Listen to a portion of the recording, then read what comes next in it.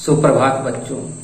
आज हम कक्षा 8वीं की पुस्तक रुनझुन के 8वें अध्याय पूजन शीर्षक कविता को पढ़ेंगे।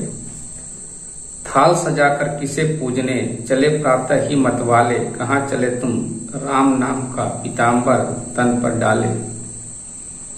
इन पंक्तियों में कवि कहते हैं कि पूजा की थाल सजाकर प्रातःकाल राम नाम का चादर ओढ़े तुम कहाँ जा रहे हो मतवाले।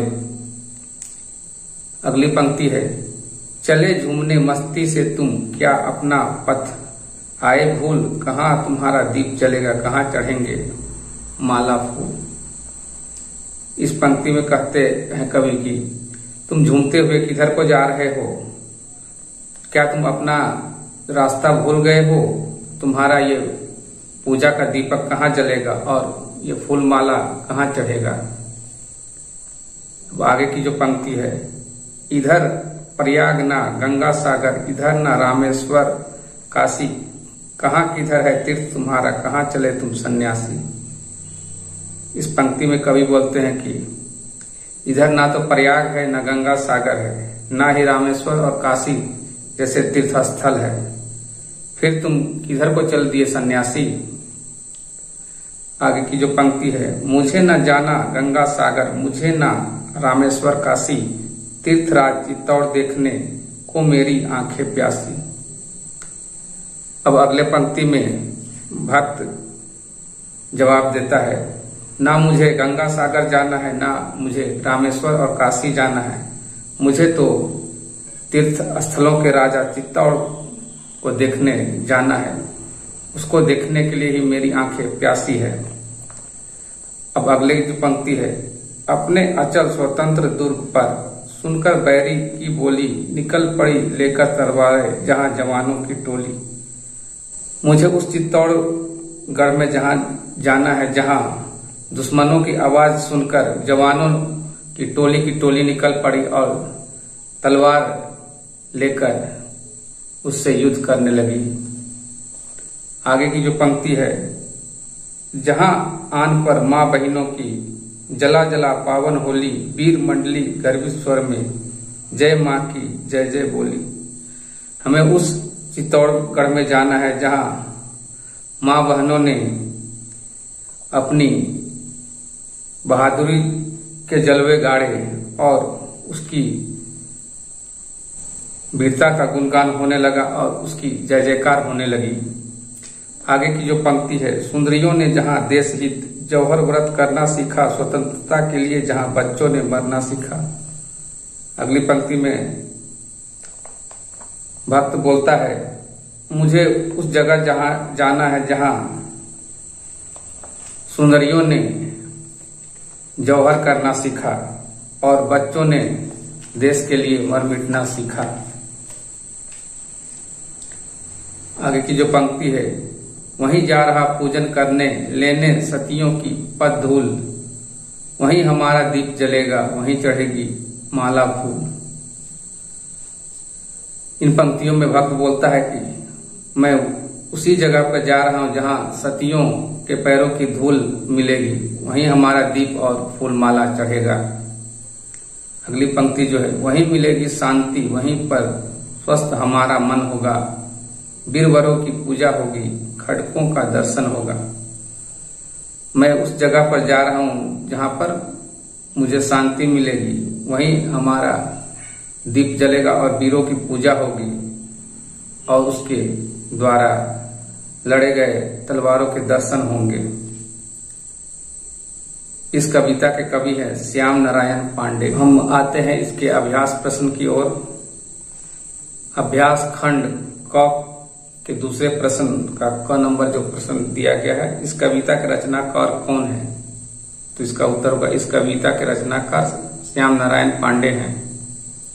ख नंबर का जो प्रश्न है, कवि सन्यासी से क्या पूछ रहा है, तो इसका उत्तर होगा कवि सन्यासी से पूछ रहा है कि हे सन्यासी, तुम पूजा की थाल सजाकर कहाँ जा रहे हो।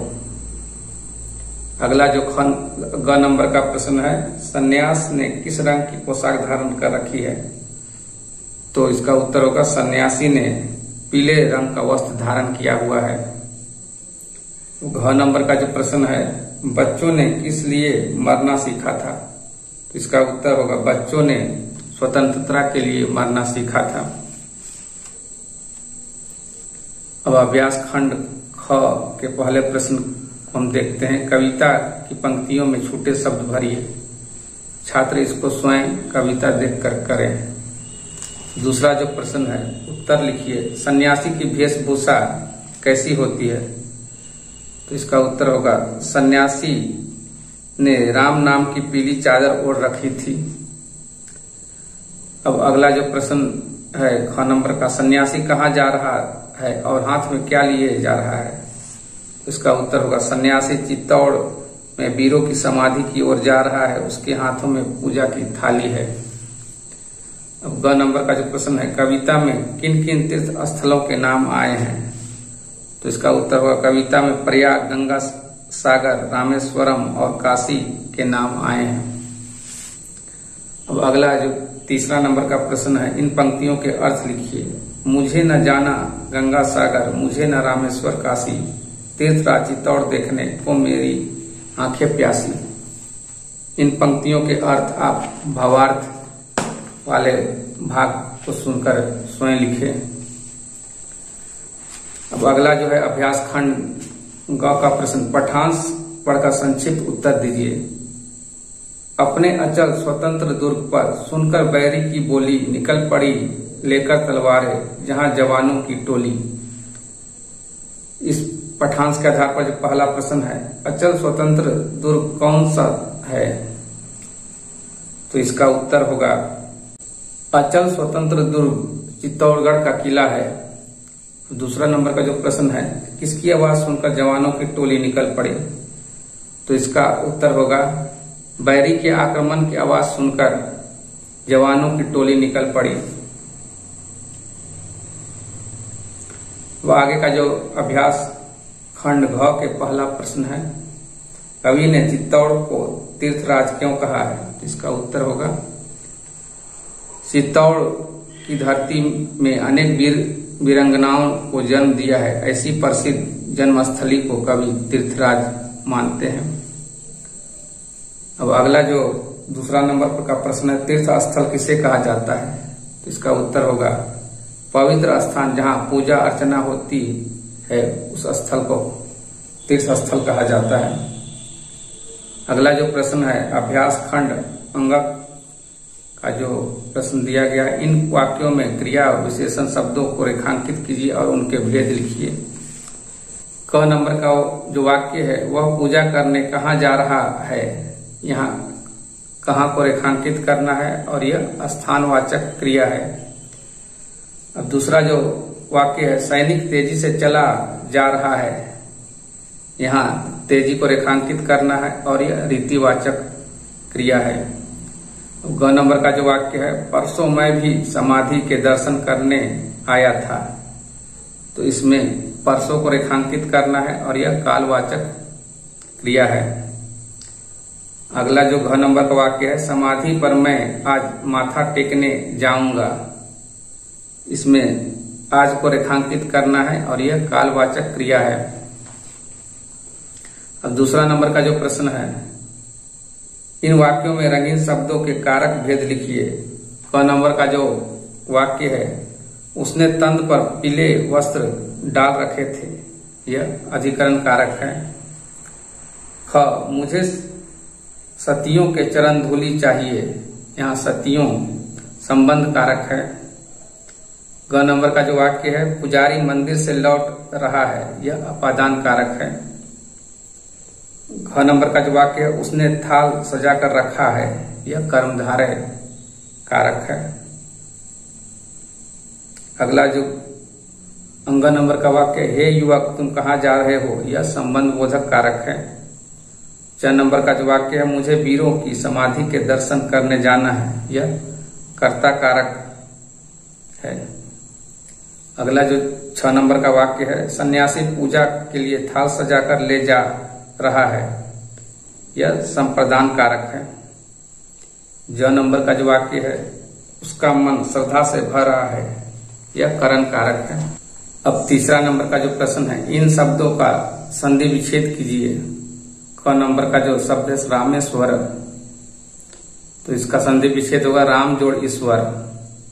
ख नंबर का जो शब्द है पीताम्बर, तो इसका संधि विच्छेद होगा पित्त जोड़ अंबर। ग नंबर का जो शब्द है सन्यासी, उसका संधि विच्छेद होगा सत जोड़ न्यासी। चौथा नंबर का जो प्रश्न है, निर्देशानुसार उत्तर लिखिए। क नंबर का जो प्रश्न है, पथ के दो समानार्थी शब्द लिखिए। इसका दो समानार्थी शब्द होगा रास्ता और राह। ख नंबर का जो प्रश्न है, गर्भित में मूल शब्द और प्रत्यय अलग करके लिखिए।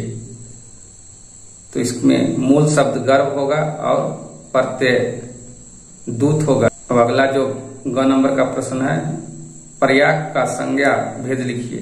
तो यह व्यक्तिवाचक संज्ञा होगा। अगला घ नंबर का जो प्रश्न है, स्वस्थ का शुद्ध रूप लिखिए। तो इसका शुद्ध रूप होगा आधा स व आधा स आधा थ य स्वस्थ। अब अंगा नंबर का जो प्रश्न है, आंख का लिंग और वचन लिखिए। तो इसका उत्तर होगा आंख स्त्रीलिंग और एक वचन है। तो बच्चों, आपने देखा कि ये पाठ मेरे द्वारा पढ़ा गया। आप इस कविता को याद कीजिए, साथ ही साथ इसके भावार्थ को भी याद कीजिए।